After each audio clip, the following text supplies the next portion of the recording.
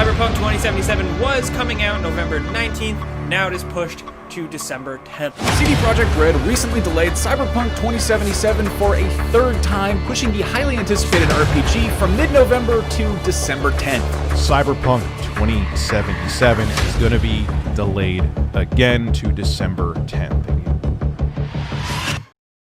I have a question for God. Why? So when it comes to games being in such a long term of development, we often have a term that us players seem to love using: developmental hell. And you would be surprised at how many games have been through this process. It's a cycle between promises of release dates, delays, and sometimes developers even going dark for years at a time. Initially, I was gonna wait to see when Cyberpunk's 2077's release was gonna be final. To be completely honest, I thought the game would have been pushed back further back again, as it has been for years now. That's when I realized that it was released via memes of how bad the game was. Why do I always find out through memes? But that's when the bulb lit.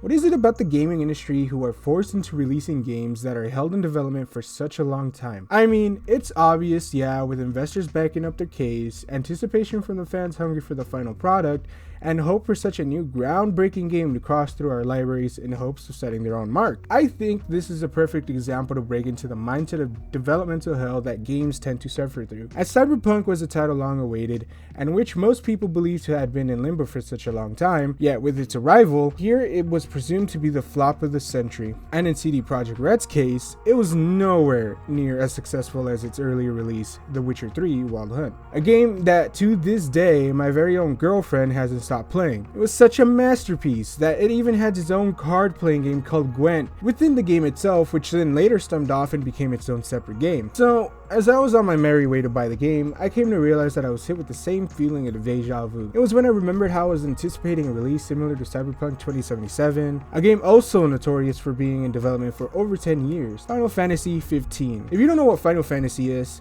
it stems off from a series of games that have since released from 1987 up until now. However, this title has its own major setbacks for its own separate reasons. In an interview with IGN on Hajime Tabata's reason of why the game itself took so long to come out, he went on to say, Final Fantasy 15 didn't really start getting developed until fully 2012, and then was revealed to the public at E3 2013.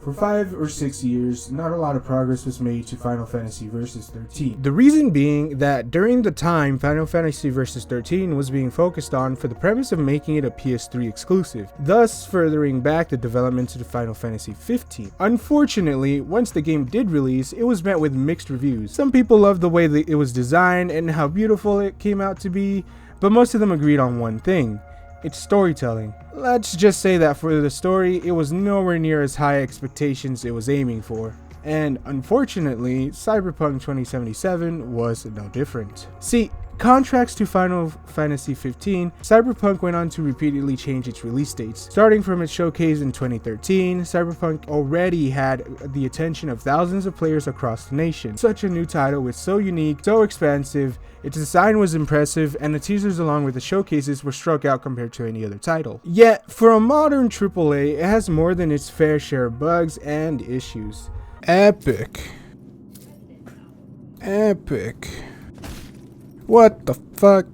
What the hell are you doing? What the fuck are you doing? Get up. You get down. What the? We're on a job. There's no time to be high. Where the fuck? Where'd you? Oh. Let's go. No time to waste.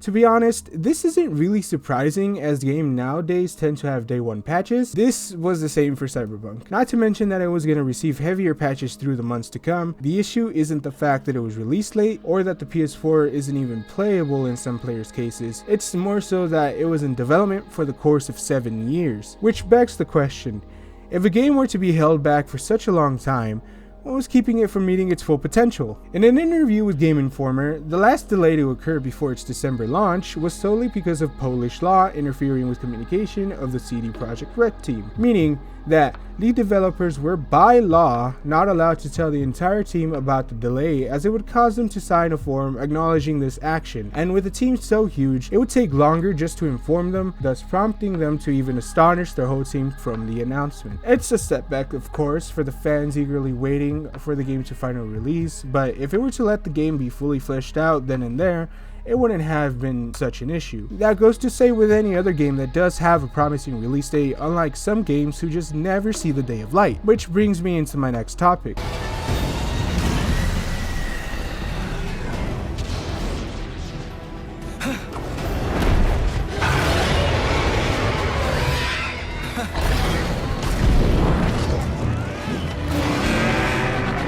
Hardly seems like a fair fight.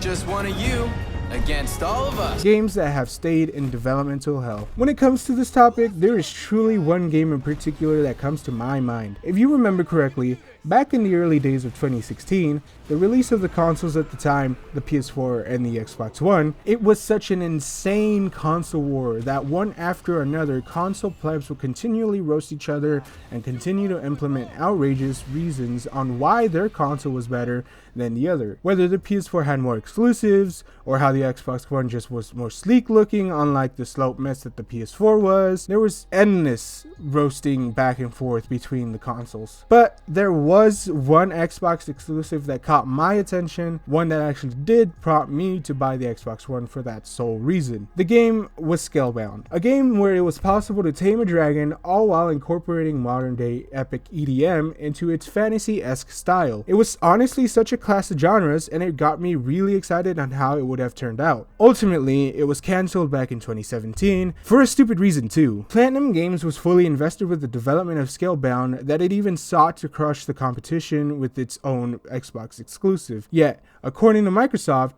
they dropped it for the sole reason that it was a ridiculously high expectation for the company to even achieve. Imagine that.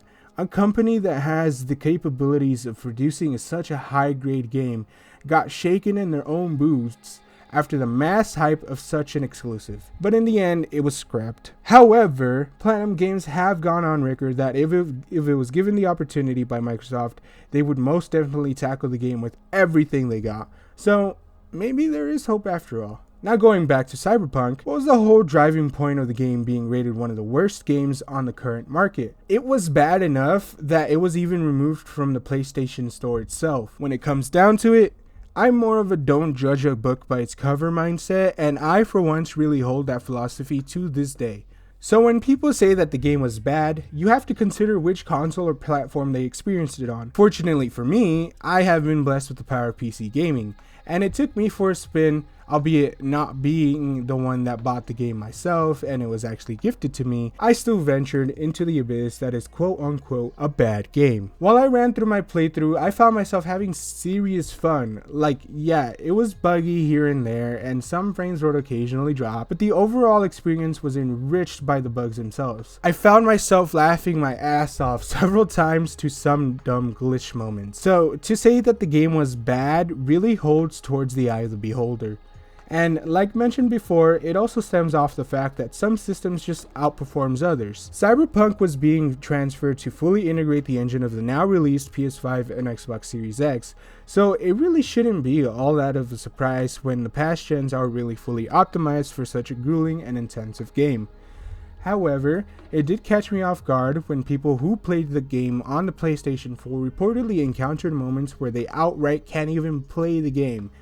Seems to have fed that information about Arasaka's secret mass driver to the ESA committee in advance of Arasaka's upcoming lunar contract renegotiations. And they keep their contract. From glitching into the world level, extreme frame drops, and even reports of crashing entirely was a whole new wow factor. Interestingly enough, the reports, like I stated, were coming from a majority of the PS4 units, which, now thinking about it, makes perfect sense why CD Projekt Red has even opted to give the next-gen consoles a copy of the game for free to those who bought it on previous consoles. For example, if you bought the copy on an Xbox One X, it was given to you for free once you finally upgrade to the Series X. So, to bring back the question, if a game was in development for such a long time, what kept it from being at its full potential? The answer is plain as day. it's already at its most potential. The game was painted in a bad light from the get-go, from the people who decided to either hold off from upgrading on the current gen, or from people who just outright hated the way the game turned out to be. And don't get me wrong, the game is really far from being perfect, but to be completely fair, it has its own moments. From intriguing story to characters themselves, everything about it is really cool, and of course, this is my opinion, you are fully entitled to yours.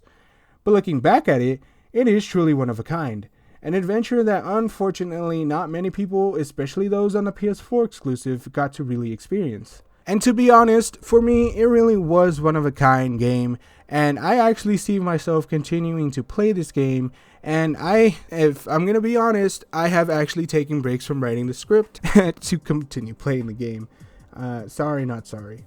It's honestly sad to say that CD Projekt Red is also partly at fault for releasing the game in such a rush. I mean, seriously, it took them well over 7 years to release the game. What was another half a year to fully optimize them? Luckily, they have stated that there will be a series of updates throughout the upcoming months. I don't necessarily know if it would target the PS4, seeing that the most success would really stem off updating the next gen and PC versions of the game. If any case, they will most likely objectify the PS4's updates over any other console if they were to satisfy the PS4 users. With that being said, I will finish off with that I'm glad this game didn't get stuck in infinite developmental hell, because other games have unfortunately been subjected to this, and like Scalebound, I never really get to fully experience such a clash of mysterious and curious and amazing games that should have been released and never was. Until then, it's actually honestly good to be back,